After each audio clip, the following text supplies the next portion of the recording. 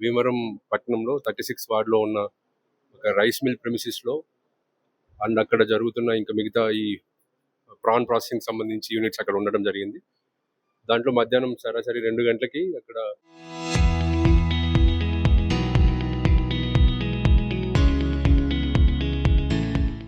ఉన్న మాన్యువల్ ఏదో మ్యాన్‌హోల్ ఉందో దాంట్లో క్లీన్ చేయడానికి ఒక ముగ్గురు దాంట్లోకి దిగడము, అక్కడ వచ్చిన ఈ పాయిజనస్ గ్యాసెస్‌కి వాళ్ళకి ఈ ఆక్సిజన్ సరిగ్గా అందకపోవడము అండ్ అక్కడ అదే టైంలో అక్కడ నుంచి కొంత డ్రైనేజ్ వాటర్ రావడం వల్ల ఒకరి చనిపోవడం జరిగింది. ఇంకా ఇద్దరు కొంత పరిస్థితి విషమంగా ఉంటే ఈ రాజశ్రీ హాస్పిటల్లో ట్రీట్మెంట్ ఇవ్వడం జరుగుతుంది. ఒకరి పరిస్థితి ఇప్పుడు కొంత మెరుగుపడింది, ఇంకొకటి ఇంకా స్టేబుల్గా అవ్వడానికి కొంత టైం పడుతుంది డాక్టర్లు చెప్తున్నారు. బట్ పొల్యూషన్ కంట్రోల్ బోర్డ్ని, ఫిషరీస్ని, రెవెన్యూని అలాగే పోలీస్ డిపార్ట్మెంట్ అందరూ కూడా ఇక్కడికి వచ్చి పర్యవేక్షించారు. ఈ రిపోర్ట్ గవర్నమెంట్ పెట్టడం జరుగుతుంది. ఒకరు చనిపోయారు కాబట్టి ఆ రిపోర్ట్ కూడా గవర్నమెంట్ పెట్టి తదుపరి చర్యలు ఏం చేయాలో ఒకసారి ఆలోచించి గవర్నమెంట్ దృష్టికి తీసుకెళ్ళడం జరుగుతుంది.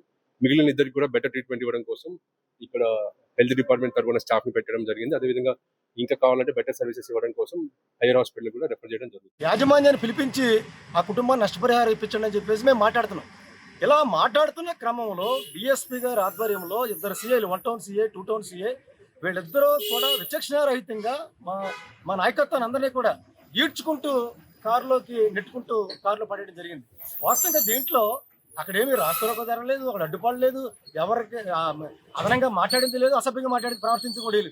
ఏమీ లేకపోయినప్పుడు కూడా ఏకపక్షంగా చాలా దుర్మార్గంగా మమ్మల్ని ఇలా అరెస్ట్ చేశారు. ఇలా ఎప్పుడు కూడా కార్మికుడు చనిపోతే నష్టపరిహారం కోసం మాట్లాడగలిగితే ఈ రకమైన దుర్మార్గంగా వ్యవహరించడం అన్నది భీమవరం చరిత్రలో ఏ పోలీస్ అధికారి కూడా చేయలేదు. కానీ ఇక్కడ భీమవరం పట్టణ డిఎస్పీ రఘువీర్ విష్ణు గారి ఆధ్వర్యంలో ఇద్దరు సిఐలు కూడా ఈ రకంగా వ్యవహరించారు. దీన్ని తీవ్రంగా ఖండిస్తా ఉన్నాం. ఈ రకంగా మా నోరు నొక్కి ఆ కుటుంబానికి ఏమీ లేకుండా చేద్దామంటే ఇది అంగీకరించేది లేదు. ఖచ్చితంగా కుటుంబానికి న్యాయం జరిగే వరకు కార్మిక సంఘం మేమందరం కూడా గట్టిగా పోరాడతాం. ఈ పోలీస్ చర్యని కూడా మేము తీవ్రంగా ఖండిస్తా ఉన్నాం.